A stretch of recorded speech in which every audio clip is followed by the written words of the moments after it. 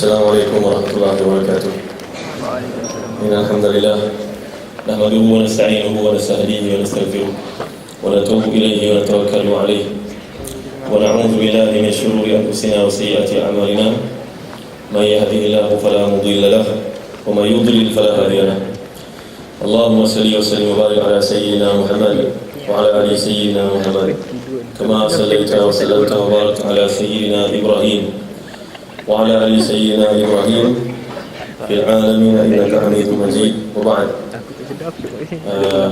Saudara kursi dan dua orang ahli panel yang berdiri di hadapan kedua ini, seterusnya tuan-tuan, perempuan, muslim-muslimat, saudari-saudari, adik-adik, anak-anak, ustaz-ustaz, ustazah-ustazah yang dirahmati dan dikasihi Allah sekalian. Jadi saya memoderatorkan program pada pagi ini. Kali pertama jadi moderator ni saudari-saudari. Ya, jadi alhamdulillah lah, syukur kita pada pagi ini kita ada 3 orang yang akan membentangkan bab dakwah, dan sahabat-sahabat ini merupakan mereka yang terkemuka dalam dakwah dan kita dengar mereka bentangkan pada hari ini. Ya, saya pun tak nak cakap banyak, nak dengar banyak mereka bercakap pada pagi ini. So ambil perhatian, kurangkan bicara, berikan penumpuan. Ya, mudah-mudahan yang baik itu sentiasa dapat menjadi yang disebut dalam hadis al-hikmatu dhallatul mu'min anna wajadaha fa huwa ahaqqu biha. Hikmah adalah miliknya orang beriman. Apa sahaja, di mana sahaja, apa cara sahaja didapatkan, maka dialah yang paling aula untuk memperolehinya. Pembentang yang pertama pada sesi ini adalah yang bahagia Ustaz Zamri Mantong.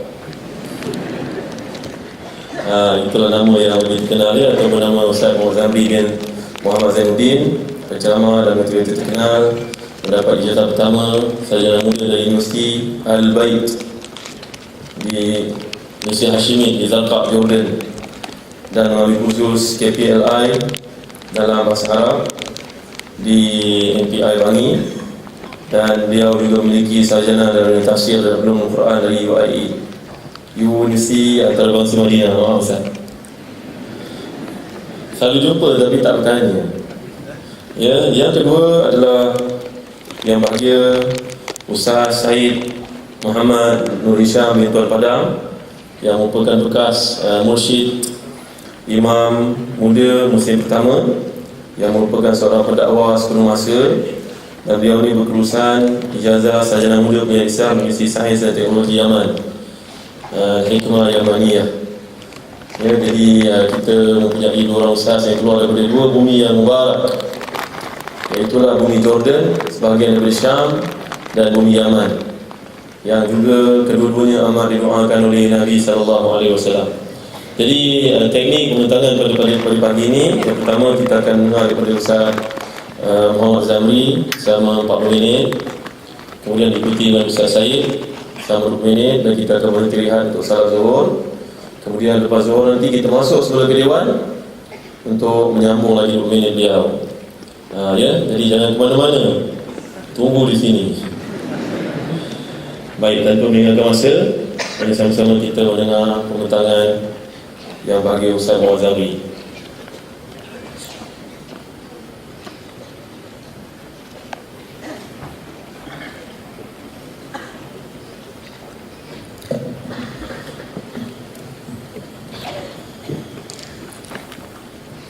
أعوذ بالله من الشيطان الرجيم. بسم الله الرحمن الرحيم. الحمد لله القائل بعد أعوذ بالله من الشيطان الرجيم. بسم الله الرحمن الرحيم. ومن أحسن قولا ممن دعا إلى الله وعمل صالحا وقال إنني من المسلمين.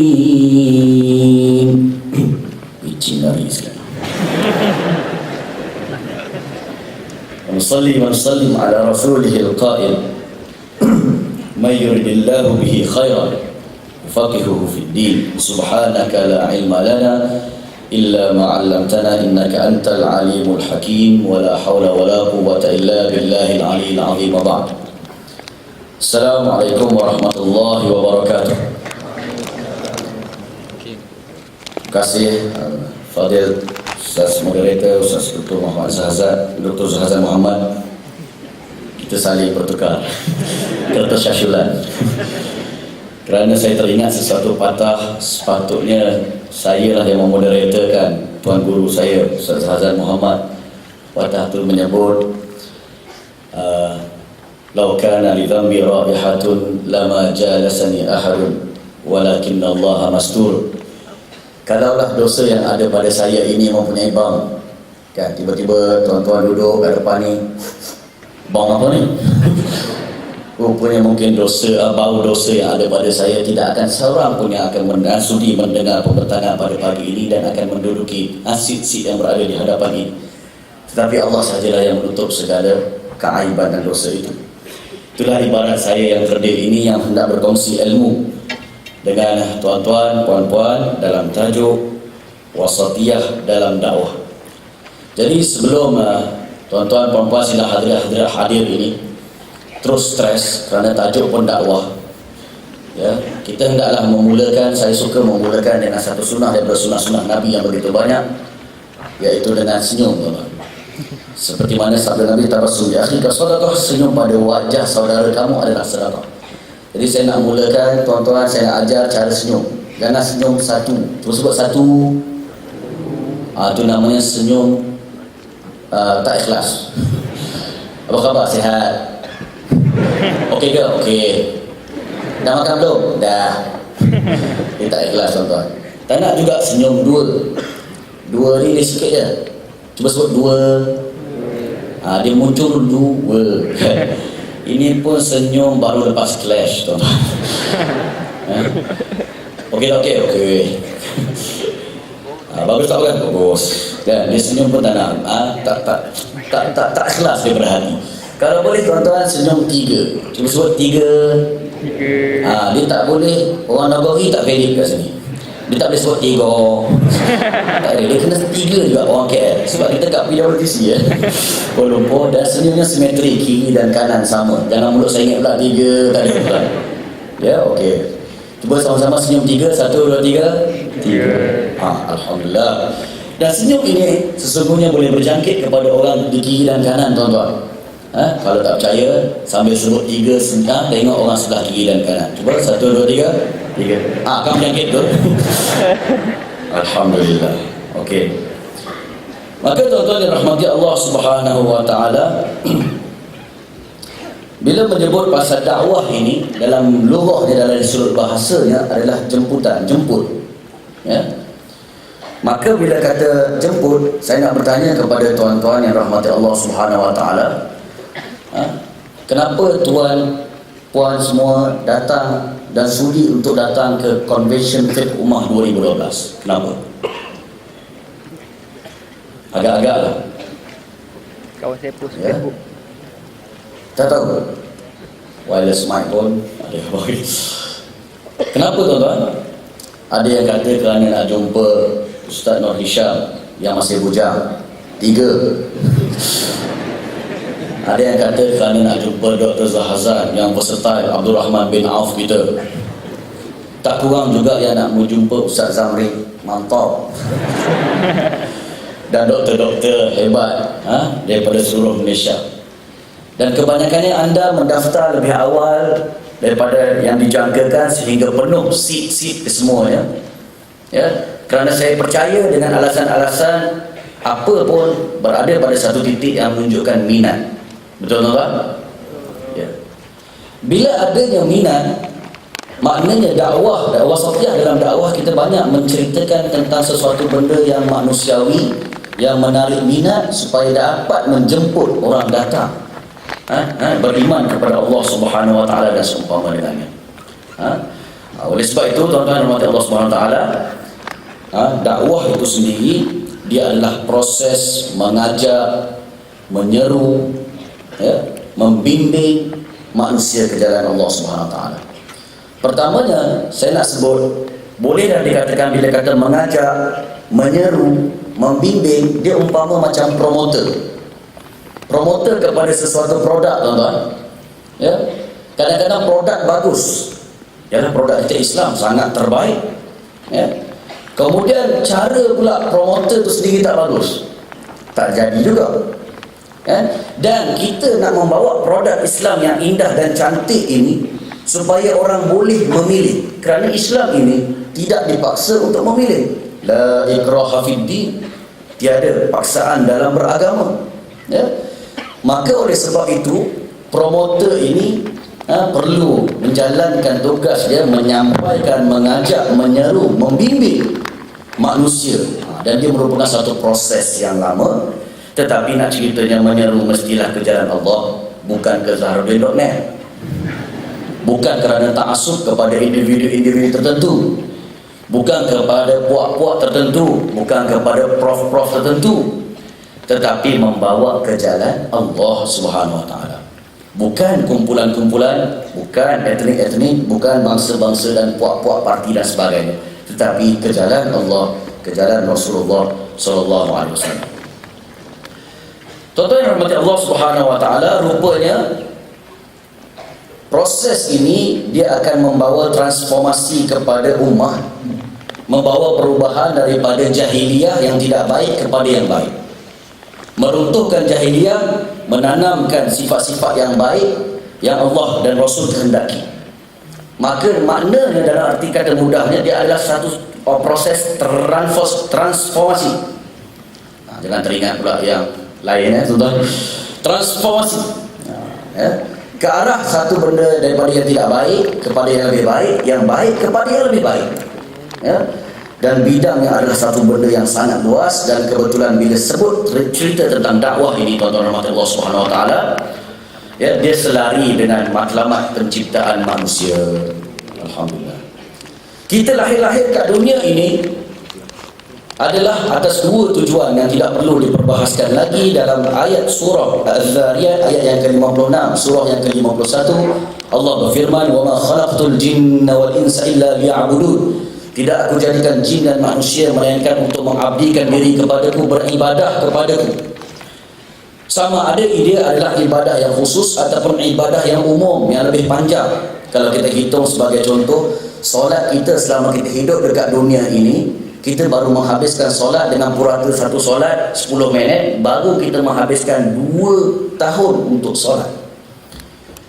Sedangkan kalau satu hari kita tidur 8 jam, selama hidup kita kat dunia ni dalam average umur 60 hingga 70 tahun, kita sudah menghabiskan 17 tahun untuk tidur.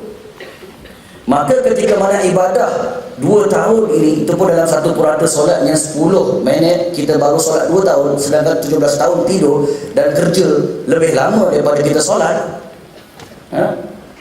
Itu pun kalau satu solat 10 minit lah, dia yang dapat 2 tahun, biasa profesional sembahyang 2 minit setengah je. Amatur mungkin 3 minit. 10 minit satu solat pun baru 2 tahun, sedangkan tidur dia lama, kerja dia lama. Maka kita nak jadikan keseluruhan kehidupan kita adalah ibadah. Maknanya ibadah khusus pun, tuan-tuan yang rahmati Allah Subhanahu Wa Taala, nak ajar solat, nak ajar puasa, nak ajar zakat dan haji, perlu kepada dakwah, perlu kepada pendekatan yang kreatif, perlu pengajakan kepada hikmah dan seumpama dengannya, ya. Apatah lagi ibadah yang umum, yang kita melaburkan masa lebih banyak, berpuluh tahun, berbelas tahun, juga perlu dakwah di tempat kerja, mengajak manusia kepada kebaikan, melarang daripada membuat kemungkaran. Itu juga tidak lari daripada unsur penciptaan manusia itu sendiri di dunia. Apatah lagi khalifah yang kedua. Cuma kadang-kadang ramai yang confuse, tuan-tuan, tentang apakah maksud khalifah. Kita rujuk sedikit. Dalam buku ni pun ada, muka surat 41, start daripada situ, ya. Cuma pengarangnya ditulis nama lambat, sikap sikit, Ustaz Muhammad Zamberi, ada B. Itu perak tu lain tu. Ini B-nya tak ada, tolong. Okey, tapi itu typing error, ya. Bila merujuk kepada buku Al-Muqaddimah Ibn Khaldun yang cukup popular, dia kata tugas khalifah ni supaya kita nak faham ialah khilafatul ansah syar fi hirasatid din wa siyasatid dunia. Adalah kita ni wakil kepada sahib syar, iaitu Allah Subhanahu Wa Taala sendiri. Allah bersifat dengan sifat yang hebat, kita wakil kepada Allah, maka kita menjadi hebat juga. Satu benda yang perlu. Ya, untuk apa? Wakil kepada Allah untuk menjaga agama. Ya. Dan mentadbir urus siasah ni, ada orang setengah terjemahkan politik, tapi boleh juga diterjemahkan sebagai mentadbir urus dunia keseluruhannya dengan agama. Ya. Maknanya apa pun bidang yang kita nak ceburi tuan-tuan, kayu ukur yang pentingnya adalah apa? Agama. Tidak ada pemisahan di antara satu sehingga lain. Jangan pula dalam bidang sosialnya bagi kepada barat, bidang ekonominya bagi kepada timur, bahagian politiknya bagi kepada Islam pun adalah tidak benar. Ya, kesemuanya mesti ada satu kayu ukur yang sama. Dalam isu sosial, agama ada tempatnya. Dalam isu ekonomi, agama ada tempatnya. Dalam isu politik, agama ada tempatnya. Maka bila kata urusan dan tugas kita di dunia adalah khalifah nak menebarkan agama ke seluruh dunia, ya, dan mentadbir urus dunia dengan agama, maknanya visi kita tuan-tuan besar ke kecil? Sangat besar. Bukan sekadar jiran kita yang non-Muslim di tepi kita, tapi vision kita lebih besar untuk mentadbir urus dunia keseluruhannya dengan agama Allah Subhanahu wa taala. Maka nak ceritanya, tugas ini adalah tugas kita dijadikan kat dunia ini mulia. Maka oleh sebab itu bidang yang di-cover oleh dakwah ini adalah sangat besar. Sampai nak rentang pun perlu sampai ada 3 pecahan, A, B dan C, ya. Okey. Maka oleh sebab itu tuan-tuan, tugas para anbiya juga kita melihat menyeru kepada dakwah Allah Subhanahu wa taala dan disokong oleh ayat Al-Quran yang saya bacakan pada permulaan tadi, surah Fussilat ayat yang ke-33. Saya terus bacakan maksudnya. Dan tidak ada yang lebih baik perkataannya daripada orang yang menyeru kepada menggesa dan mematuhi perintah Allah serta ia sendiri mengerjakan amal yang soleh sambil berkata, sesungguhnya Allah adalah dari orang-orang sesungguhnya aku adalah dari orang-orang Islam yang berserah bulat-bulat kepada Allah Subhanahu wa taala. Pujian kepada orang yang nak menelusuri jalan-jalan dakwah dalam menyampaikan agama Allah Subhanahu wa taala dan mentadbir dunianya dengan agama. Tuan-tuan, bila Allah kata suka, orang yang beriman dia suka buat benda yang Allah suka. Dr. Salah Abdul Fattah Al-Khalidi menyebut at-ta'amul fil Quran, bagaimana bermuamalah dengan Al-Quran. Dalam buku dia mengatakan orang yang beriman itu dia sentiasa cek dekat dalam Quran, mana yang Allah suka dia akan buat, mana yang Allah la yuhibbu, tidak suka, dia akan hindar. Oleh sebab itu tuan-tuan yang dirahmati Allah Subhanahu wa taala, bila kata suka ini, nak ceritanya dakwah ini subjek utamanya adalah bukan material. Nak bagi suka-suka ni adalah kepada manusia. Subjek utama kepada dakwah ini bukan material, bukan barang, bukan bangunan, tetapi manusia. Bahkan runtuh ataupun naiknya sesebuah tamadun sepanjang sejarah tamadun peradaban manusia adalah bukan kerana kurang tingginya bangunan, tetapi adalah kerana runtuhnya manusia. Dan kalau kita baca dalam buku-buku artikel yang begitu banyak, tanda keruntuhan sesebuah bangsa dan peradaban dimulakan dengan gilanya manusia tersebut dengan hedonisme, iaitu hiburan tanpa limit. Oleh sebab itu bila kita kata subjeknya adalah manusia, yang kita nak bicarakan adalah manusia. Tetapi orang sekarang terbalik kot tuan-tuan. Dia suka memikirkan sesuatu benda yang tidak penting, material, barang. Bukan kata kita tidak menolak langsung, tetapi salah aulawiyat dan keutamaan. Contoh mungkin tuan-tuan tidak nampak. Katalah seorang isteri mengadu kepada suami, bang, saya ni sakit pinggang dah lama tak sakit pinggang, lain macam ni, jom pergi doktor. Apa jawab suami? Alah, awak memang dah tua. Pergilah hospital sendiri, pergilah klinik sendiri, cek. Alah, biasalah tu dah tua. Tapi kalau kereta suami yang sakit, apa yang suami buat? Ambil MC satu hari, sanggup temankan kereta kat bengkel. Maknanya kita sayang benda ke sayang manusia? Dalam orang-orang yang muda yang datang ini, kalau kita tengok, perhatikan orang sekeliling mak rempit, pom, jatuh. Dia tengok mak kaki dia dulu yang cedera ataupun patah ke, ataupun dia tengok motor dulu. Ramai senyum macam pengalaman je. Dia akan tengok motor kesayangannya dahulu dan tidak melihat kakinya. Orang manusia sekarang ini lebih suka kepada material.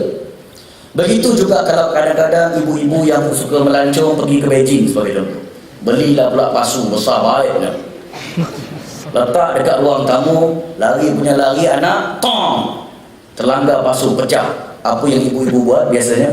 Jujur.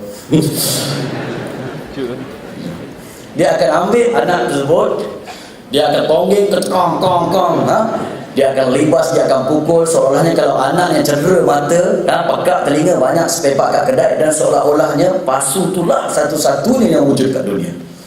Maka ini adalah contoh-contoh manusia yang tidak sukakan akan manusia. Tetapi dakwah, dia punya fitrah dan dia punya cerita adalah berkaitan dengan bagaimana nak mendekati manusia sebagai subjek utama kepada terangkatnya peradaban, ketamadunan manusia dan baik buruknya sesebuah bangsa, negara dan sebagainya. Oleh sebab itu tuan-tuan, sifat dakwah kenalah bersifat manusiawi. Ya.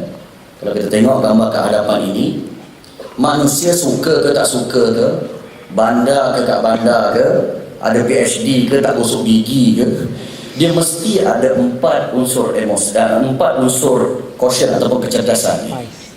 Ya. Yang pertama tuan-tuan dan Allah SWT, iaitu unsur spiritual. Dalam pendekatan dakwah sebagai contoh, ada orang yang menekankan tentang spiritual dan rohani secara ekstrim dan tidak wasatiyah. Betul, kita katakan semua benda ni mesti seimbang, walaupun pusat kepada sesebuah kejadian manusia adalah spiritual ataupun bahasa mudahnya roh lah. Jasad dengan roh, mana lagi penting tuan-tuan? Jasad ke roh?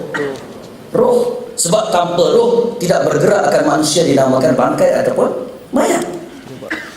Maka pusat kepada perubahan manusia sebenarnya adalah pada rohani. Kalau tuan-tuan buka beberapa buku-buku selain daripada sumber-sumber Islam, sebagai contoh Stephen Covey dalam buku dia The 8 Habits, ya? 8 Habits, tabiat yang ke-8, dia meletakkan satu gambar rajah yang besar. Dia kata perubahan manusia ini tak lari daripada unsur fizikal, intelektual, emosional, tetapi pusat perubahan itu adalah pada spiritual. Maknanya saya mengajak kepada tuan-tuan pada hari ini, Conversion K fix selama 2 hari ini, untuk buat transformasi dan perubahan kepada diri. Tapi yang nak berubah dan nak mengubahkan hati tuan-tuan untuk berubah, siapa dia? Siapa sebenarnya hakikatnya yang nak mengubah? Allah Subhanahu Wa Taala. Ya, saya dan kami sebagai panel-panel yang akan membentangkan kata kerja hanya merangsang untuk mengajak kepada tuan-tuan supaya berubah, tapi yang hakikat kepada perubahan tersebut adalah rohani ataupun spiritual, ataupun daripada Allah Subhanahu Wa Taala, daripada Allah Subhanahu Wa Taala yang mengubah. Bila kata ini adalah berkaitan dengan spiritual, rohani, Allah, maka kita kena balik kepada unsur-unsur ataupun perkara-perkara yang dekat dengan spiritual. Zikirnya, baca Qurannya, solatnya. Bahkan saya sentiasa berdoa, ya Allah, janganlah Rabbana la tuzigh qulubana ba'da idh hadaitana wa hab lana min ladunka rahmah innaka antal wahhab. Janganlah kau pesongkan hidayah setelah mana kau berikan hidayah kepada kami, kepada tuan-tuan juga, ya. Moga-moga perubahan itu Allah kekalkan ke dalam diri kita. Itu unsur spiritual. Tetapi ada orang terlampau lebih dengan unsur spiritualnya, dia mengabaikan unsur fizikalnya. Ya, sebagai contoh, bukan nak kutuk agama lain, sebagai perbandingan agama Buddha sebagai contoh mengasingkan diri daripada kehidupan. Kehidupannya sangat spiritual, sangat kesufian. Sampai bakar pakai baju pun macam ihram warna kuning, selendang dia. Berjahit tak berjahit? Tak berjahit. Kemudian kepala sikit, titik 3 pula. Kemudian pakai pula tasbih, baik ni besar neraka. Duduk kat atas ni, berbusur. Subhanallah. Bukan subhanallah dia bunyi. Kemudian dia pakai kasut, tak pakai kasut? Tak pakai kasut, lagi tinggi makamnya. Bahkan tidak memakan sesuatu yang dinamakan benda yang berdarah, daging, ada bernyawa, vegetarian katanya. Agama Islam tidak yang sebegini rupa, yang melebih-lebihkan dari sudut spiritual untuk mencapai kepada satu makam yang hebat. Bahkan dalam satu hadis yang panjang, ketika mana ada orang menunjukkan cara-cara hidup yang ekstrim, Nabi menyebut di hujungnya, faman raghiba an sunnati falaysa minni.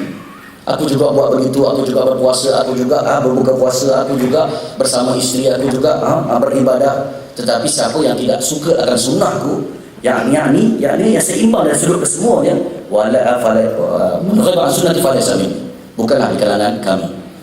Oleh sebab itu tuan-tuan, dia jangan lupa juga unsur fizikal. Bahkan dalam kacamata dakwah, ada kalanya beberapa hukum terpaksa ditangguhkan dulu kerana tidak cukup syarat. Syarat-syarat yang tengok-tengok berkaitan dengan syarat-syarat yang berkaitan dengan fizikal. Sebagai contoh, di zaman Umar bin Al-Khattab, hukum hudud ketika itu terpaksa ditangguhkan kerana tidak cukup syarat. Antara syarat yang berlaku dan tersuhud di zaman itu adalah amul majah, tahun kebuluran, tahun kemarau, yang mengakibatkan manusia terpaksa mencuri barang orang untuk survive dan hidup. Itu adalah unsur fizikal. Dan hukum pun ketika itu terpaksa berubah. Bahkan dalam satu kaedah fiqhiyah, la yunkiru taghayyur al-ahkam bi taghayyur az-zaman, yang kita ambil daripada Mustafa Zarqa Al-Qawaid Al-Fiqhiyah halaman 227. Bahkan Allah sebut dalam kaedah ini menyebut tidak diingkari sesuatu perubahan hukum dengan perubahan situasi-situasi ataupun masa-masa tertentu. Maknanya unsur sifat dakwah dari sudut fizikalnya adalah suatu benda yang kuat juga, dan tidak boleh terpisah juga dari sudut intelektualnya. Banyak hari ini kita dibekalkan dengan ilmu-ilmu yang merangsang intelektual seseorang. Cuma bila kita membicarakan tentang intelektual, tuan-tuan rahmati Allah Subhanahu wa taala, kita nakkan satu peningkatan dari semasa ke semasa, perubahan daripada yang tidak baik kepada yang lebih baik. Kerana rupanya intelektual ini makanannya suka berkembang, suka membaca, suka bertambah ilmunya, dan rupanya roh perubahan, roh transformasi, roh membaiki diri dari semasa ke semasa dekat dengan roh Islam. Buktinya di zaman Nabi SAW, ketika mana Nabi didera, diseksa, sahabatnya pun sukar untuk berdakwah di Mekah. Ketika itu Allah menegaskan dalam surah Ar-Ra'd ayat yang ke-11, Innallaha la yughayyiru ma biqaumin hatta yughayyiru ma bi anfusihim. Allah sesungguhnya tidak akan mengubah mana-mana nasib di kalangan sesuatu kaum sehinggalah mereka mengubah nasib mereka sendiri. Ketika itu formulanya adalah manusia mengubah diri mereka sendiri. Maka Nabi pun suruhlah beberapa orang sahabat, Ja'far bin Abi Talib, untuk berhijrah, untuk mengubah nasib ke Habasyah, berjumpa dengan Najasyi, rombongan sebanyak 70 orang dan sebagainya. Tetapi keadaan perubahan tersebut tidak memberi impak yang kuat. Maka Allah terus menurunkan ayat dalam muka surah 43 itu, dalam surah Al-Anfal ayat 72. Saya ikutkan ayat ini kesemuanya menceritakan tentang berhijrah, turunnya perintah untuk berhijrah secara total daripada Mekah ke Madinah sebagai contoh.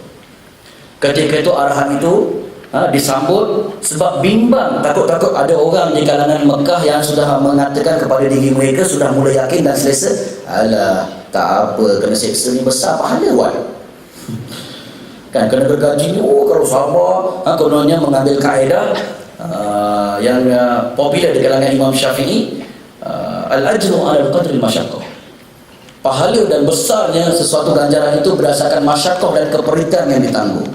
Maka Nabi tak nak satu mindset yang salah ini. Biarlah aku susah macam ni, nak buat perubahan sikit, berhijrah sikit, tak nak, tak payah. Ini kan pun dah besar pahala, buat apa nak berhijrah? No. Maka ada arahan untuk berhijrah itu disuruh dan dilakukan hingga berlakunya hijrah yang besar ke Madinah. Dibuka sehingga pembukaan kota Makkah, dan ketika itu Nabi sudah menjadi Perdana Menteri di Madinah dan mempunyai perlembagaan persekutuan sendiri yang namanya Piagam Madinah. Nabi menjadi ketua yang terbesar. Ketika itu projek pun dah banyak, ketua negara dan kekuasaan pun dah hebat. Apa tak lagi? Orang kata tak payahlah berubah, senang je lah dengan keadaan yang ada. Tetapi Allah terus mengingatkan pada ayat-ayat yang lain. Sebagai contoh dalam surah Hud ayat ke-88, In uridu illa al-islahi mastata'tu wa ma taufiqi illa billah. Tidak aku kehendaki melainkan islah sedaya mungkin aku. Maknanya dalam konteks keselesaan pun islah juga membawa masuk perubahan, anjakan Islam. Setelah Rasulullah SAW wafat, meninggalkan Quran dan hadis. Ingatkan dah lengkap, memang betul lengkap lah. Tetapi kalau kita perasan ada satu hadis yang diriwayatkan oleh Abu Daud, daripada Abu Hurairah, innallaha yab'atsu li hadhihi al-ummah ala ra'si kulli mi'ati sanah may yujaddid laha dinaha aw kama qala. Sesungguhnya Allah akan memutuskan bagi ummah ini, bagi setiap kepala 100 tahun, seseorang yang akan memberi tajdid kepada agama ini. Bukan bawa agama baru, tetapi memberi fundamental agama yang asal dibawa oleh Nabi Muhammad SAW. Tajdid juga adalah perubahan. Kalau kita tak nak berubah-ubah, tuan-tuan, still pemikiran dengan saluran satu je, contoh.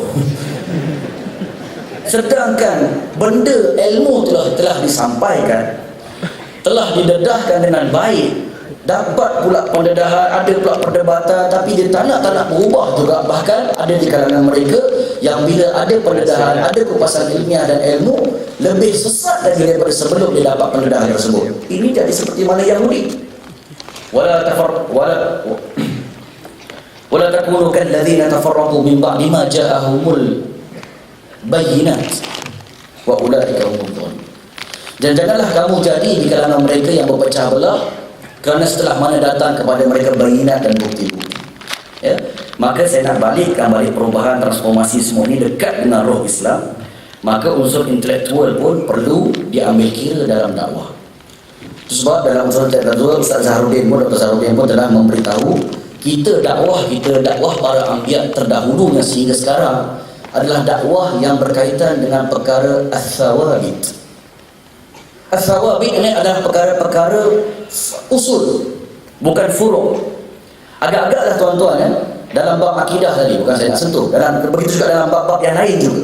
Adakah Nabi pergi dan berdakwah kepada kaum dia kepada perincian-perincian yang orang publik pun susah nak faham? Maturidiyah lah, kan, tajsim lah. Adakah Nabi kata marilah kita meninggalkan tajsim semua? Adakah begitu? Tidak. Kerana dakwah kepada anbiya ini adalah perkara sawabit. Sama ada perkara sawabit itu yang tetap dan usul itu pada perkara akidah, pada perkara fiqh syariat, ataupun pada perkara akhlak. Ya, itulah seruan kita. Maka kalau kita tengok ada setengah individu yang istiqamah dalam memperjuangkan perkara furu' dan bukan sawabit, dia jauh daripada dakwah Nabi. Bahkan bila dia istiqamah, ada kalanya dia ditaja pula oleh ejen-ejen barat dan sebagainya supaya apa? Supaya kau buat duit, timbulkan kekeliruan, timbulkan kemuskilan kat dalam masyarakat, supaya mereka merasakan mereka jauh dan ragu kepada agama mereka sendiri. Kalau secara istiqamah dilakukan perkara furu' ini, tuan-tuan, ketahuilah ini adalah satu benda yang jauh daripada seruan Nabi SAW. Begitu juga dalam emosional. Sebab manusia ini, tuan-tuan, dia ada emosi. Ya, Muhayya pun biasa dia cakap ada akaun emosi masing-masing. Ya, bila kita nak jumpa dengan orang, kadang-kadang ada karenah-karenah birokrasinya. Bahkan Rasulullah SAW sendiri yang tok guru pakai serban besar, kan? Begitu juga dengan orang yang dihormati, berjumpa dengan dia, ya Rasulullah, izinni bizina, izinkan aku berzina. Kalau kita macam mana? Hei, gila kau, pam, tambah kurang hormat kau kepada serban 2,5 kilo ni. Tak puas hati pula, pam, backhand pula satu lagi. Tadi dah forehand, ini backhand pula. Maka ketika itu dakwah dia jauh daripada unsur-unsur emosional ni. Bahkan disebut dalam satu hadis, laisa syadidu bisur'ah, walakinna wa inna masyadid alladhi yamliku nafsahu indal ghadab. Seseorang yang kuat itu bukanlah yang dia hebat bergusti di padang ataupun di gelanggang gusti, tetapi yang hebat itu adalah mereka yang mampu mengawal diri mereka dengan ketika mana kemarahan. Maka pendakwah yang berhadapan dengan manusia ini perlu menjaga unsur emosi dia. Maka Rasulullah buat apa kepada dia? Dia reverse psychology. Okey, boleh terkejut orang. Kan, macam kalau popular zaman sekarang ni Ustaz Azhar Idrus lah, kan. Dia tak boleh kata tak nak dulu. Dia boleh dulu. Sebab orang dia kata kalau tak nak, dia kata mesti Ustaz dia cakap tak boleh, haram.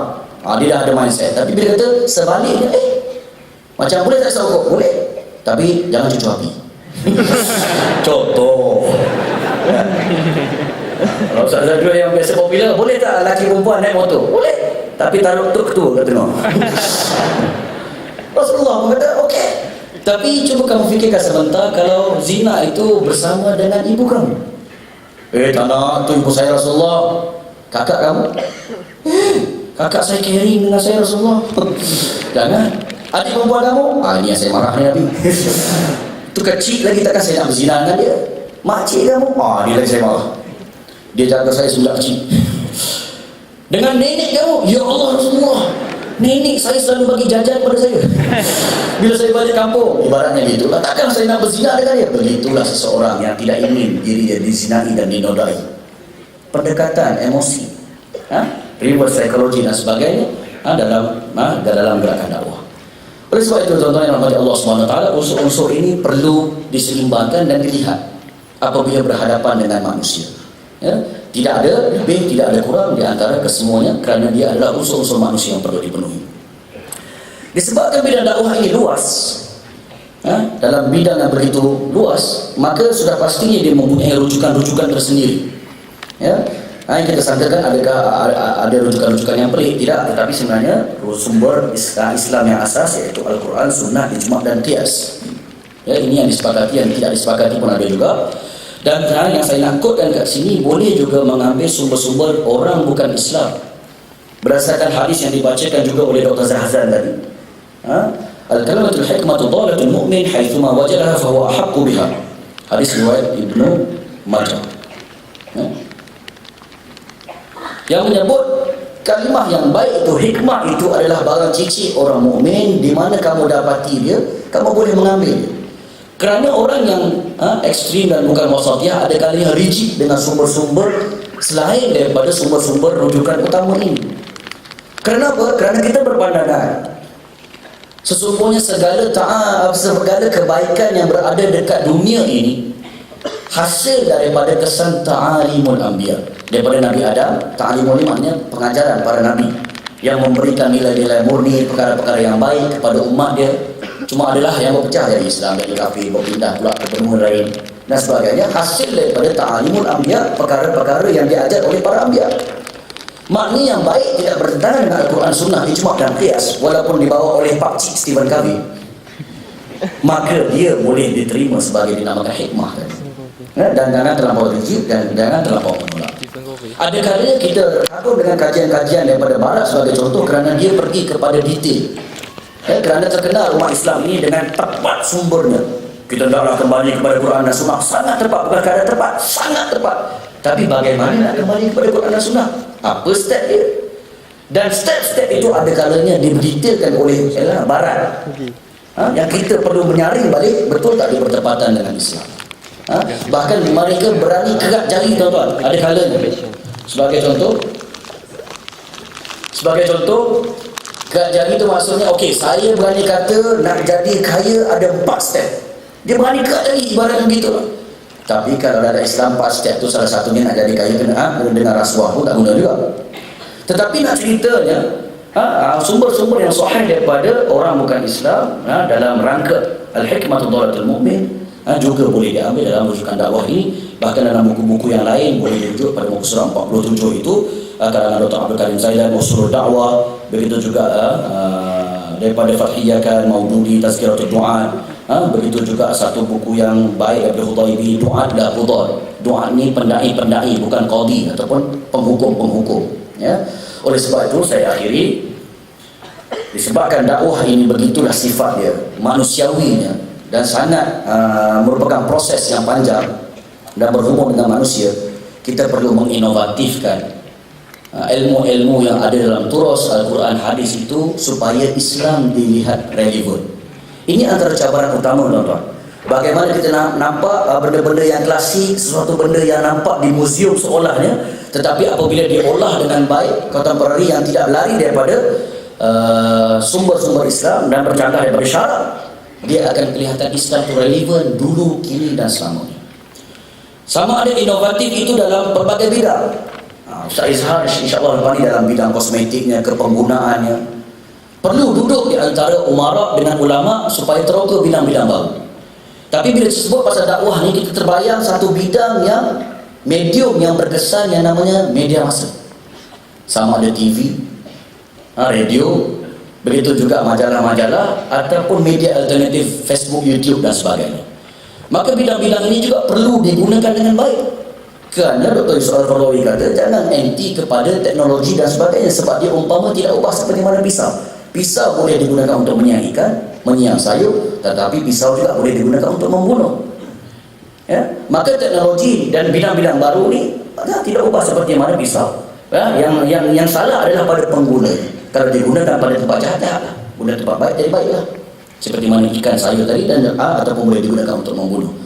Oleh sebab itu, jangan pula tambah nampak TV, nasib baiklah TV kau, harga bukan seposen. Kodak kau tendang lah. Sebaliknya kita perlu memikirkan bagaimana unsur-unsur dakwah dalam TV ini dikayakan dengan unsur-unsur dakwah, supaya filem-filem Islam sebagai contoh, unsur-unsur yang berada dalam TV dan radio ini tidak nampak Islam jumud, skeptik, stereotip, museum, lama, tidak relevan. Bahkan kalau ada filem Islam mesti pakai kopiah. Ada filem Islam mesti namanya Nur. Kan kalau misalnya orang yang tak ada nur tak pakai kopiah tu bukan filem Islam sebagai contoh. Ini perlu adanya duduk di antara ilmuwan-ilmuwan Islam untuk membincangkan dan masuk ke dalam media-media ini. Jadi lepas ni jangan terkejut kalau Dr. Basit jadi pelakon.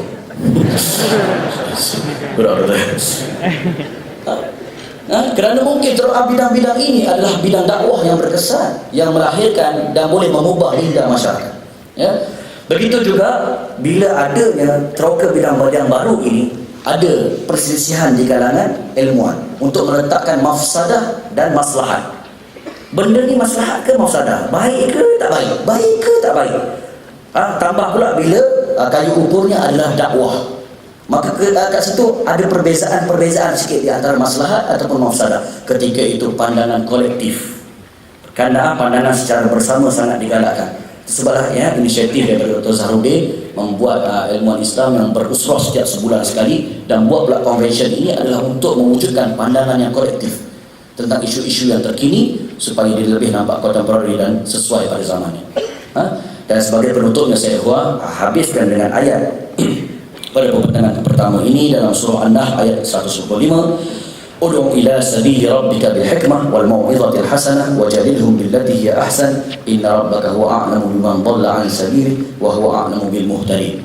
Tapi tuan-tuan fokuskan kepada tiga bahagian. Pertama, ud'u ila sabili rabbika bil hikmah. Hikmah yang akan dipanjangkan oleh Ustaz Syekh Nur Hisham selepas ini. Yang kedua, wal mau'izatil hasanah, iaitu nasihat yang baik. Hasanah tadi hikmah, hasanah ini bukan nama bini orang. Ini nama hasanah maksud baik. Wajadilhum billati hiya ahsan, dan bermujadalah pun. Ada teknik-teknik sebagai promoter dan pendai yang hebatnya. Hendaklah secara yang paling baik, ahsan. Walaupun kita dengar hari ini ada juga debat-debat, tapi debat siapa saya boleh pada hari yang sama juga pada hari ini. Okey. Menunjukkan bahawa dakwah ini yang disebut serulah, ajaklah dakwah ke jalan Tuhan kamu, bukan kepada individu tertentu. Ada tiga ciri yang baik. Ada hikmahnya, ada hasanahnya, ada ahsannya, yang kita akan huraikan dan panjang lebarkan tadi dengan pembentangan daripada Ustaz Al-Fadhil Ustaz Syekh Muhammad. Semoga ada sedikit manfaat daripada perkongsian daripada hamba Allah yang dhaif lagi ini. Moga-moga kita boleh menjadi pendakwah. Dan sebagai penutupnya, tuan-tuan angkat tangan kanan. Semua angkat, tepuk orang sebelah kanan kita, laki dengan laki, perempuan dengan perempuan. Sambil tu tepuk dan katakan kepada mereka, anda pendakwah. Angkat kanan dia pula, tepuk orang sebelah kiri, anda pendakwah. Sedar sikit, angkat dua tangan, tepuk diri sendiri, saya pendakwah. Wallahu a'lam bishawab, wallahu a'lam tak boleh jawab. Hello? Yes. Terima kasih Ustaz Zamri. Nanti ulasan kemudian ya. Sekarang tanpa mengelakkan masa, kita menyebut pembentang yang kedua yang bagi Ustaz Syed Nur Hisham Tak ada untuk sesi yang tinggal. Dan dijemput ke depan sahabat baik saya Sifu Nasir, sahabat semasa di UAE. Mari tuan depan. Sesi tuan selepas zuhur nanti, tapi main join di atas. Kami boleh. Mari.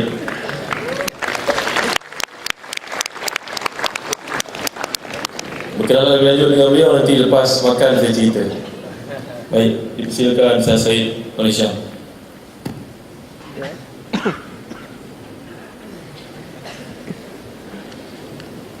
Assalamualaikum warahmatullahi wabarakatuh. Alhamdulillah wassalatu wassalamu ala Rasulillah wa ala alihi wa sahbihi wa man wala. Al-akh al-habib al-mahbub al-ustaz Dr. Zahazan Muhammad, al-akh al-ustaz Zamri al-Mantapi, Sifu Nasir, salah seorang pembentang tentang wasatiyah dalam dakwah. Ni hao ma? Hao? Wa aini. Pada para asatizah, guru-guru, Fadil Dr. Abdul Basit, Prof. Maya, syarah-syarah, tuan-tuan guru, ramai lagi ni, tapi ada yang nampak dia tak berapa kekuasaan. Pada semua hadirin dan hadirat dan perwakilan dari seluruh negara.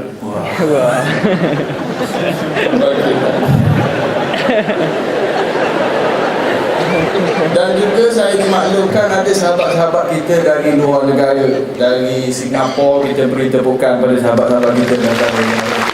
Alhamdulillah, insya-Allah perjalanan kita, gerakan kita, belanja semua akan dikira sebagai pahala di sisi Allah Subhanahu Wa Taala. Tahniah di atas kehadiran ke majlis ilmu. Tadi Ustaz Zamri dah sebut anda adalah pendakwah. Saya adalah pendakwah. Kita semua insya-Allah adalah pendakwah berdasarkan sabda Rasulullah sallallahu alaihi wasallam, "Ballighu anni walau ayat." Sampaikan daripadaku walaupun satu ayat. Boleh ni bersedia nak jadi pendakwah? Sedia? Macam tak makan pagi lagi. Bersedia nak jadi pendakwah? Semangat sikit. Bersedia? Semangat sikit. Tak apa, hari ni tak keluar keris kan, insya-Allah. Biar kita semangat. Balighu anni walau ayat. Ini tugas dan peranan kita masing-masing. Biarlah datang dengan niat untuk cari mana-mana hikmah, mana-mana ilmu daripada al-afadil kita. Saya sebenarnya terasa segan sebab kena bentang tajuk tentang dakwah ni. Kita baru bertatih dalam dunia dakwah. Kulliftu bihadzal mawdu' wa lastu bi khairikum. Tapi saya diberi amanah untuk bentang tajuk ni, dan bukanlah saya yang terbaik sebenarnya. Saya pun baru belajar lagi. Fa in asabtu fa na'mal jami'an wa in akhta'tu fasawwibuni. Kalau apa yang saya sebut ni betul, ada manfaat, kita pakai amal. Kalau ada kesilapan, kekurangan, tegurlah, kita baiki. Okey. Saya ni tak berapa pandai sangat PowerPoint ni. Dalam ayat yang Ustaz Zamri sebut tadi, ud'u ila sabili rabbika bil hikmah. Bila cakap bab wasatiyah fi dakwah, wasatiyah dalam dunia dakwah, benarnya pelbagai aliran, pelbagai golongan yang intisab ila Islam, yang ialah kita nak dakwah, nak tarik orang, pelbagai teknik, pelbagai cara orang melakukan dakwah. Jadi dalam convention ini kita nak cuba nak satu-satukan, nak bagi pandangan untuk kita semua cuba ambil suatu pendekatan dalam dakwah yang harmoni. Yang harmoni itulah matlamat kita, supaya masing-masing menjalankan tugas dakwah masing-masing. Tidak berlaku pertembungan, ikhtilaf, tanawwu' tak apa, kepelbagaian tak apa, tetapi tidak berlaku pertembungan di dalam menjalankan kerja dakwah. Maka kita nak jadikan asas, Ustaz Zamri dah sebut tadi dengan ayat surah An-Nahl 125 ini, ud'u ila sabili rabbika bil hikmah wal mau'izatil hasanah wajadilhum billati hiya ahsan. Apa ni, kalau tengok dalam buku ni, buku warna hijau ni, muka surat 51, kita jenis kapur-kapur je sah. Di sini kita sebut bahawa perkara paling asas untuk mengkaji dan mengenali hikmah dan wasatiyah dalam dakwah, kajilah sejarah para Rasul alaihi wassalatu wassalam, khususnya sejarah dakwah Nabi Muhammad. Tuan-tuan, sahabat-sahabat yang dikasihi semua, kajian tentang sejarah Rasulullah sangat-sangat penting. sangat penting. Dan disitulah kita akan mempelajari hikmah.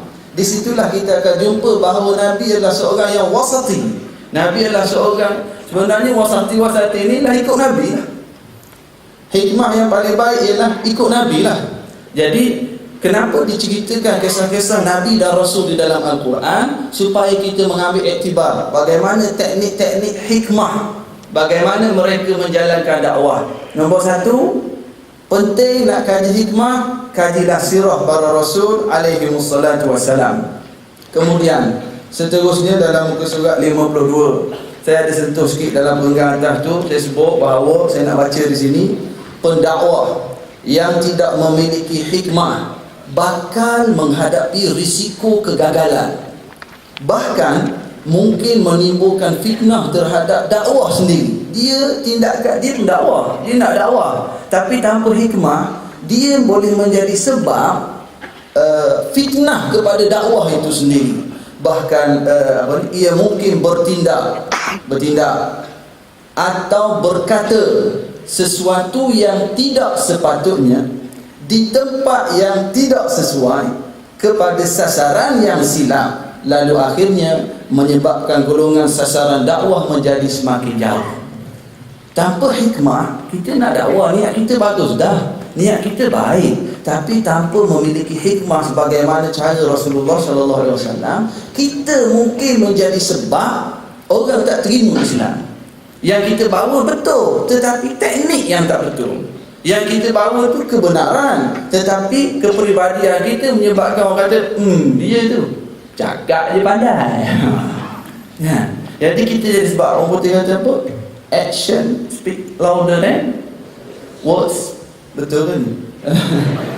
Tajwid salah tu halal kan? Yang penting terjemahan betul.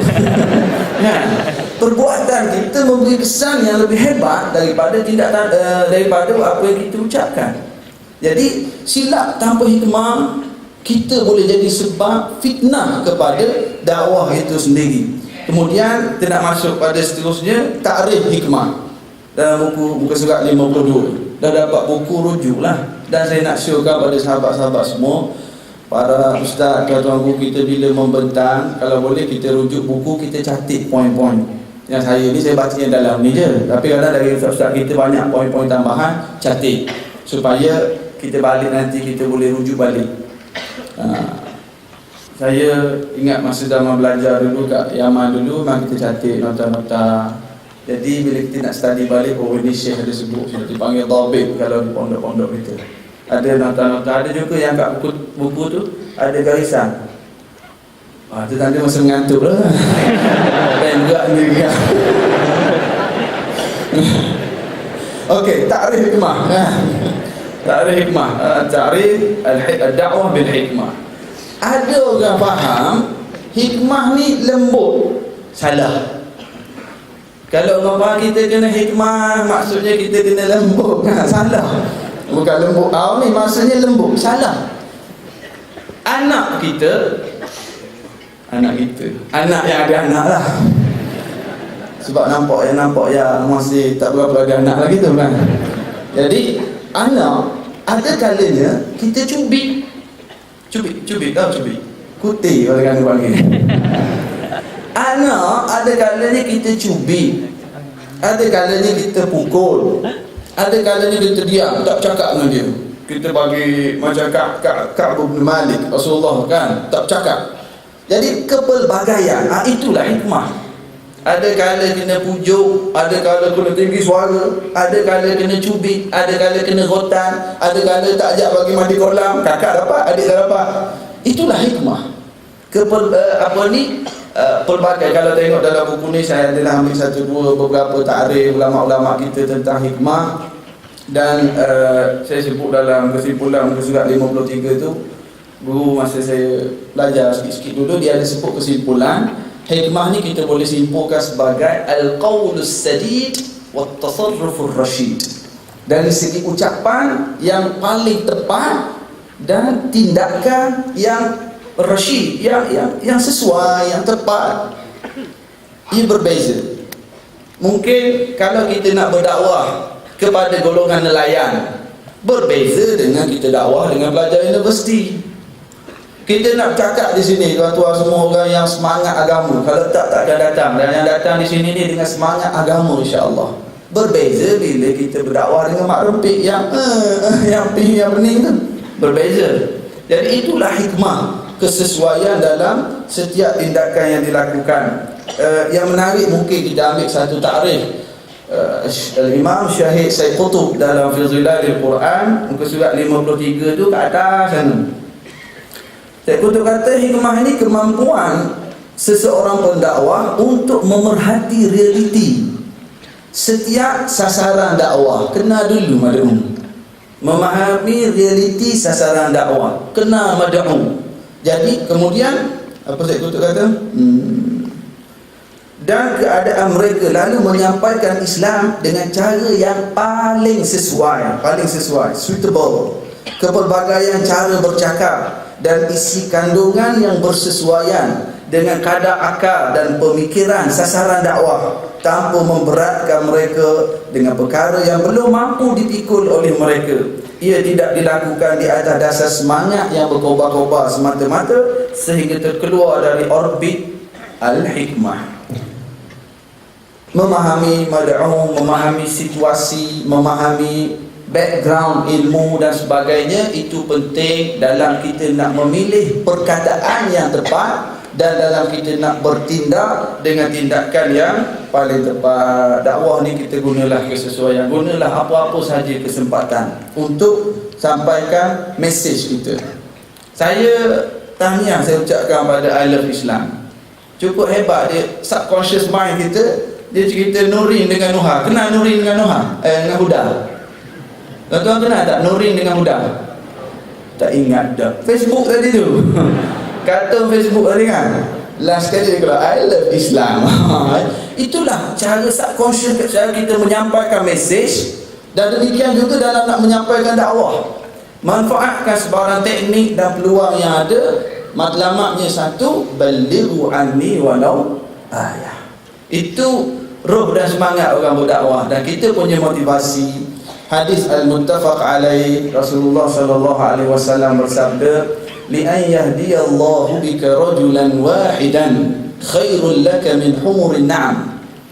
Orang dapat hidayah, seorang dapat hidayah kerana usaha kita, lebih baik bagi kita daripada minad dunya wa ma fiha, daripada segala-gala isi dunia ini. Jadi atas dasar semangat itu kita meneruskan kerja dakwah kita. Saya beri masa sampai 12.35 tak?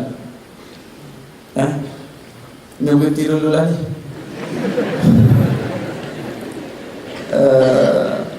Dari segi kaedah, tak apalah, panjang umur kita sambung kedua nanti. Salah satu teknik dakwah, berhentilah waktu orang syok. Tak, bukan. Sebab secara profesional dah dia beri masa sampai 12.35, saya kena berhenti dulu menghormati ketetapan penganjur. Wallahu alam. Moga apa yang penting kerjasama kan. Dekat kata. Yang pentingnya keluar sembahyang dulu, makan, lepas tu masuk balik. InsyaAllah kita sambung dalam pukul 2 nanti. Assalamualaikum warahmatullahi wabarakatuh.